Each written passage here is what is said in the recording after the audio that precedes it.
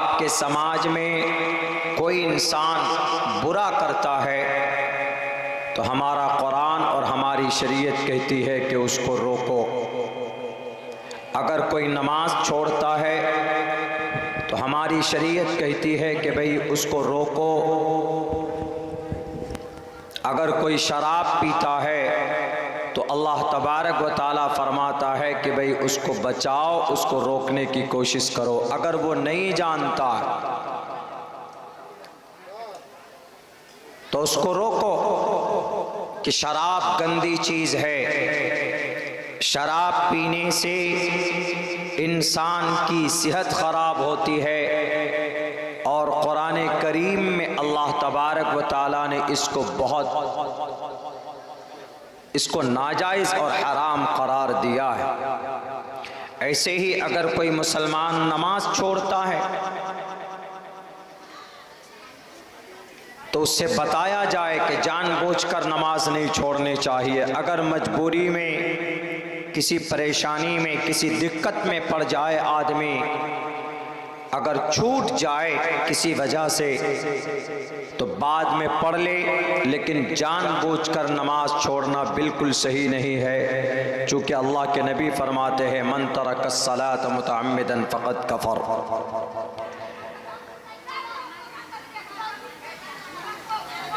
मगर आज हमारे नौजवान एक बड़ी तादाद में नमाज छोड़ते हैं।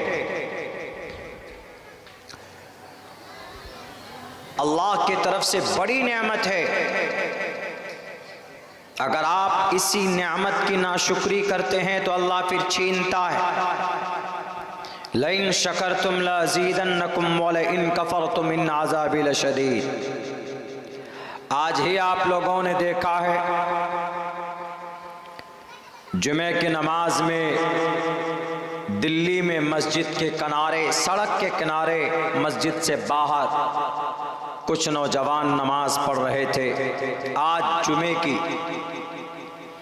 उनको वहाँ के लोकल पुलिस थाने का जो सदर होता है, अध्यक्ष, हमारे यहाँ अपनी ज़ुबान में उसको बड़ा बाबू बोलते हैं, वो नमाज पढ़ते हुए उन नौजवानों को लात से मारता है, घूंसे से मारता है। आज तक ये चीज़ हमने मस्जिद अक्सा बैतुल मक़दिस में यहूदियों को करते हुए देखा था कि वो नमाज पढ़ते हुए इंसानों को गोलियों से निशाना बनाते थे। लेकिन वही कल्चर आज हमारे इस गंगा जमनी तहजीब भारत के अंदर में कुछ नाजायज़, पुलिस वाले नहीं, उनको पुलिस वाला गुंडा बोले, इबादत करते हुए, नमाज पढ़ते हुए सजदे में है। आदमी सबसे ज़्यादा अपने अल्लाह के करीब कब होता है? जब सजदे में होता है। उस सूरत में उसको लात मारा जा रहा है, उसको घूंसा मारा जा रहा है। और कुछ लोग ट्विटर पे लिखते हैं कि सड़क पर नमाज पढ़ने की जगह नहीं है। ठीक है, सड़क पर नमाज पढ़ने की जगह नहीं है, कोई पढ़ना भी नहीं चाहता। लेकिन कभी ऐसा होता है कि अगर मस्जिद फुल हो जाए, भर जाए, 2-3 मिनट के लिए अगर किसी सड़क के किनारे मसल्ला बिछाकर पाक जगह हो, नमाज पढ़ लेते हैं तो ज़्यादा से ज़्यादा कितना वक्त लगता है? 2 या 3 मिनट। हमारी नमाज पढ़ने की जगह मस्जिद है, इसमें कोई शक नहीं है।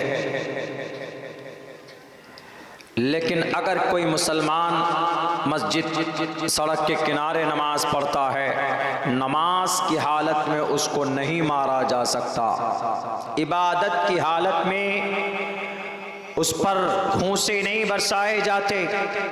अगर नमाज पढ़ना पाप है तो पूछिए उस पुलिस वाले गुंडे से,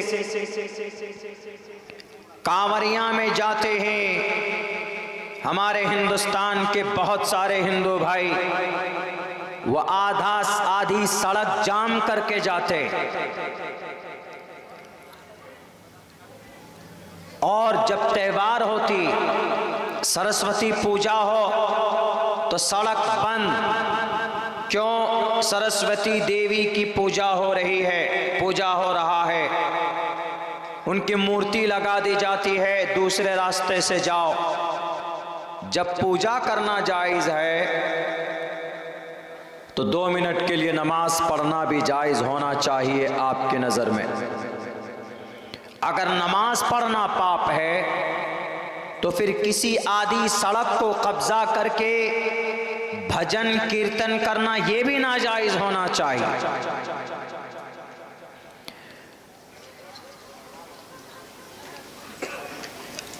तो ये एक निशानी है मुसलमानों। क्या भी तो कुछ दिनों पहले तक ये सुना था कि मस्जिद में बुलडोजर चल रहा है, मस्जिद शहीद की जा रही है, लेकिन अब नमाज पर पाबंदी की कोशिश की जा रही है कि नमाज भी तुम नहीं पढ़ सकते। अब पता है ऐसा क्यों हो रहा है? ऐसा होने की वजह भी हम मुसलमान, जब मुसलमानों का रिश्ता मस्जिद से कमजोर होता है, जब मुसलमानों का रिश्ता कुरान से कमजोर पड़ जाता है, तो अल्लाह तबारक व तआला उन मसाजिद को जालिमों के हवाले, जालिमों के जरिए से शहीद करवाते हैं। जब कोई शरीयत का हुक्म मुसलमान उससे दूर होता है तो अल्लाह तबारक व तआला जालिम बादशाहों को मुसल्लत करते हैं। हमारी गलती की वजह से, हमारी बेराह रवी की वजह से आज हमारी शरीयतें बदली जा रही, आज आपकी मस्जिदें तोड़ी जा रही, आज आपकी नमाज पर पाबंदी है और कोई बोलने वाला नहीं है, कोई बोलता नहीं है, डर से नहीं बोलता है। अगर आपको इन तमाम चीज़ों को बचाना है, आपकी शरीयत को बचाना है, आपके कुरान के अहकाम को बचाना है, आपके नबी की सुन्नत को अगर बचाना है मुसलमानों, तो आपको एक काम करना होगा। वो काम ये है कि आपको उस पर अमल करना होगा, वरना ये मुसलमान कौम, अभी दिल्ली में एक प्रोग्राम था मेरा 25 तारीख को दिल्ली में, वो प्रोग्राम बहुत अच्छे तरीके पर था।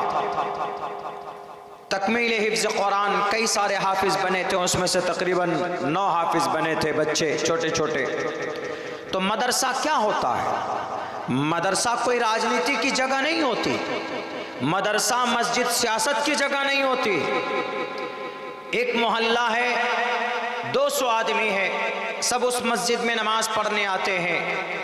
कोई कांग्रेस में है, कोई बीजेपी में है, कोई टीएमसी में है, कोई एनसीपी में है। उस 200 आदमियों में से इलेक्शन की बात आती है तो कोई किसी पार्टी की हिमायत करता है, कोई किसी पार्टी की हिमायत करता है, लेकिन जब मस्जिद की बात आए, जब नमाज की बात आए, तो वहाँ कोई पार्टी वार्टी नहीं चलती।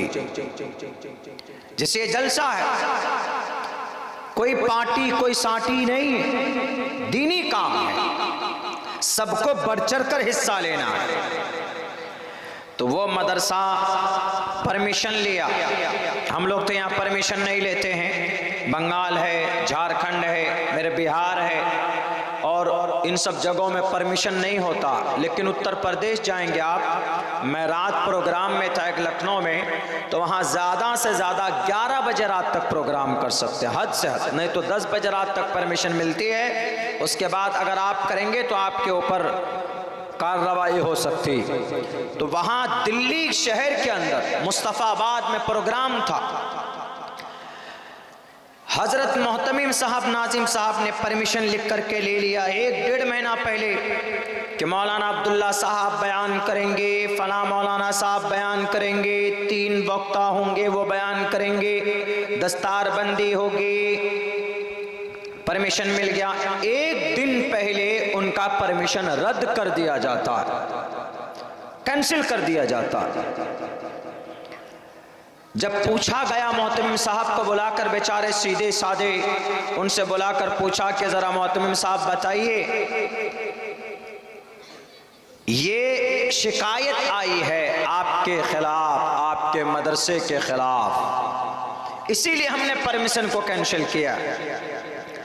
तो मोहतमिम साहब ने सोचा कि कोई गैर ने शिकायत की होगी, किसी हिंदू ने शिकायत की होगी, या किसी और धर्म के लोगों ने शिकायत की होगी, कंप्लेन की होगी, जिसकी वजह से परमिशन उनको कैंसिल करना पड़ा। लेकिन जब पूछा गया डीएसपी से तो उन्होंने कहा कि मौलाना किसी गैर ने शिकायत नहीं की है, आप ही के मोहल्ले के हाजी साहब हैं।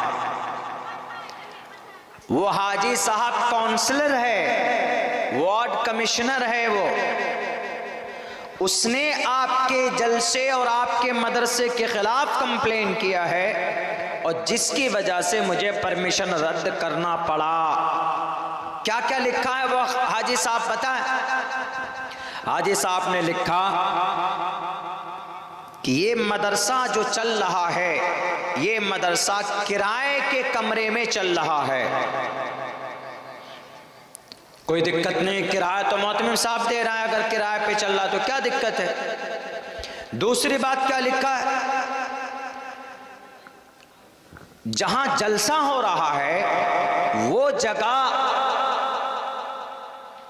जो मालिक है उसकी रजामंदी नहीं ली गई है, उसको जबरन डराकर माता है कि भाई उसको बचाओ, उसको रोकने की कोशिश करो। अगर वो नहीं जानता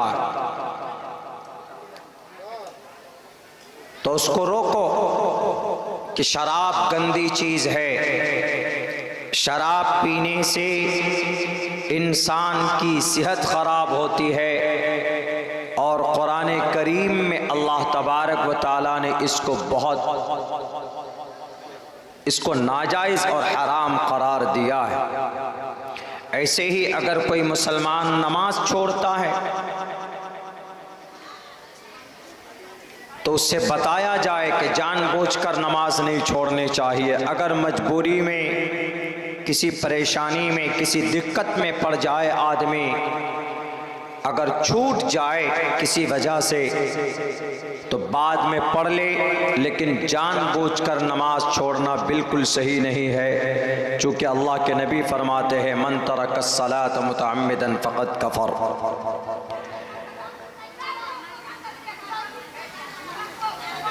मगर आज हमारे नौजवान एक बड़ी तादाद में नमाज छोड़ते हैं। अल्लाह की तरफ से बड़ी नेमत है, अगर आप इसी नेमत की नाशुक्री करते हैं तो अल्लाह फिर छीनता है।